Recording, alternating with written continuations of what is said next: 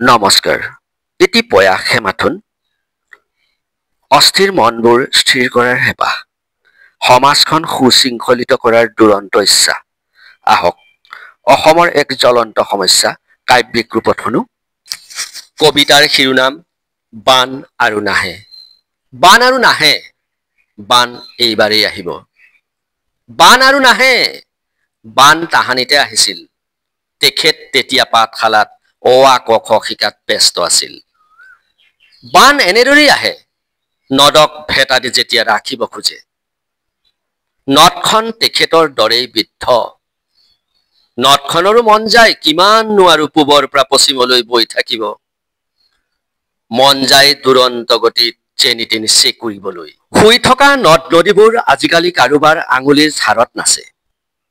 মন যায় ঠৰঙা হৈ পৰা দেহটো অলপ পোনাবলৈ। সেইটো চেগতে যেনি তেনি বৈ যায়। এদিনতে শুকান বৃদ্ধা মাটিবোৰ সুৰসী হয়। আমিবোৰে চাই থাকো মাটি আৰু পানীৰ সংগম।